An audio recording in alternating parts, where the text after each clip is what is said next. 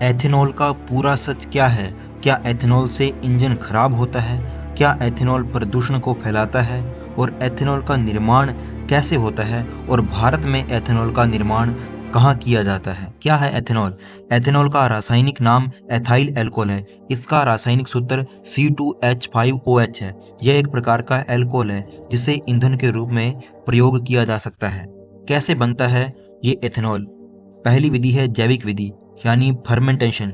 इसमें गन्ना, शीरा, मक्का, टूटे चावल, इनसे शर्करा या स्टार्च को यीस्ट द्वारा किण्वित किया जाता है और इससे बनता है एथेनॉल और साथ में निकलती है कार्बन डाइऑक्साइड गैस। ये पहली विधि है फर्मेंटेशन विधि और इसी विधि से पूरी दुनिया में सबसे ज़्यादा जो बनाया जाता है एथेनॉल इसी विधि से बनाया जाता है। जो दूसरी विधि है वो है रासायनिक विधि जो बनती है एथाइलिन हाइड्रेशन से, यानी कि इथाइलिन जो गैस है उसके साथ जो वाटर है उसकी अभिक्रिया करवाई जाती है, उससे बनता है एथेनॉल। C2H4 ये इथाइलिन है, इसमें H2O यानी कि वाटर की जो अभिक्रिया करवाई जाती है, यानी कि उसमें वाटर ऐड किया जाता है, उससे बनता है C2H5OH यानी कि एथेनॉल। ये जो विधि है ये निर्भर करती है जो पेट्रोलियम उत्पाद होते हैं उन पर, क्योंकि जो पेट्रोलियम उत्पाद है उनसे निकलती है इथाइलिन गैस। तो ये इसलिए जो विधि है कम जो यूज में ली जाती है, जबकि जो किण्वन वाली विधि है उसका उपयोग ज़्यादा होता है। तो ये दो विधियां हैं जिनसे एथेनॉल का निर्माण होता है। अब जानते हैं कि कुल कितना पानी लगता है एथेनॉल के निर्माण में। 1 लीटर का एथेनॉल जब बनता है तो पानी कितना यूज होता है?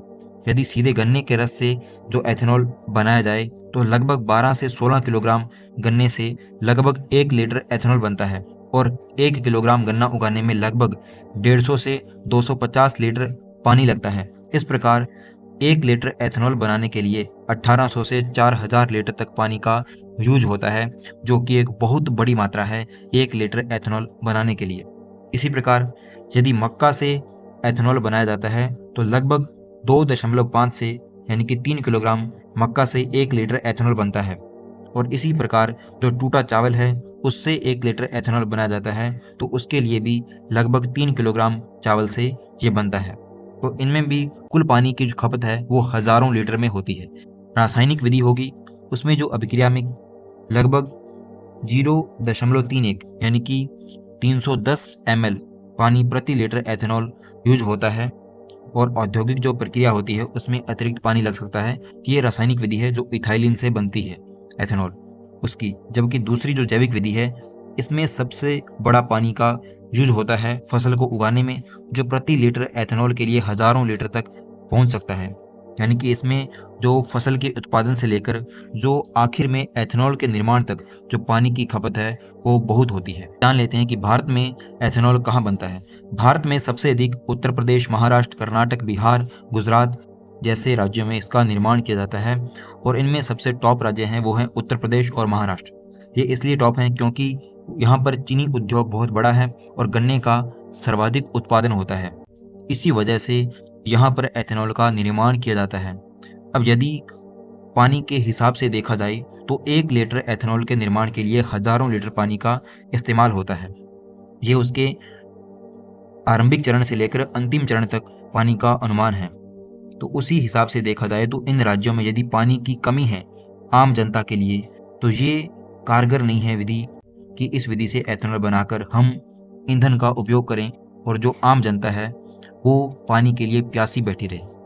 हम जानेंगे कि एथेनॉल किस प्रकार से प्रदूषण करता है और किस प्रकार से हमारा जो इंजन है यदि उसमें एथेनॉल ब्लेंड जो ईंधन है यूज किया जाएगा तो वो कैसे उसको खराब कर सकता है। तो उत्पादन के दौरान जैसे किण्वन विधि से उत्पादन होता है एथेनॉल का, तो उस समय CO2 यानी कार्बन डाइऑक्साइड गैस निकलती है। तो ये जो कार्बन डाइऑक्साइड है इनमें से कुछ गैस का यूज कर लिया जाता है आगे अन्य प्रक्रियाओं में, लेकिन इनमें से भी कुछ गैस है जो CO2 वो वातावरण में छोड़ दी जाती है। तो ये वैश्विक तापन करती है, सबसे बड़ी इसकी भूमिका है। तो ये ग्लोबल वार्मिंग के लिए भी जिम्मेदार होगा एथेनॉल यदि इसका उत्पादन इस विधि से होता है। और दहन के समय कुछ परिस्थितियों में नाइट्रोजन ऑक्साइड का भी इसमें उत्सर्जन होता है और एल्डिहाइड जैसे हानिकारक यौगिक का भी इसमें निर्माण होता है। नाइट्रोजन ऑक्साइड ये स्मॉग और एसिडिक रेन को बढ़ावा देने वाली गैस है।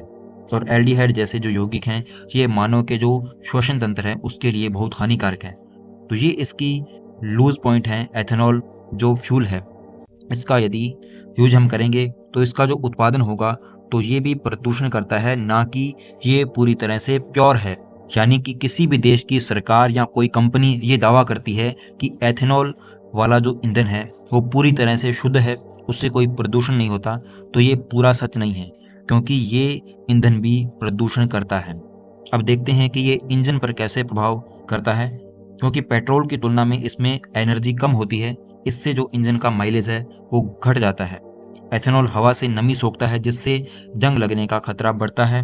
पुराने वाहनों के रबर, पाइप, सील और गैस्केट जल्दी खराब हो सकते हैं और लंबे समय तक इस ईंधन की गुणवत्ता खराब हो सकती है। यानी कि एथेनॉल ब्लेंड ईंधन है तो उसको आप लंबे समय तक स्टोर नहीं कर सकते, और अत्यधिक ठंड में जो इंजन है वो स्टार्ट होने में उसको कठिनाई होगी, और जो पुराने इंजन हैं उनमें विशेषकर।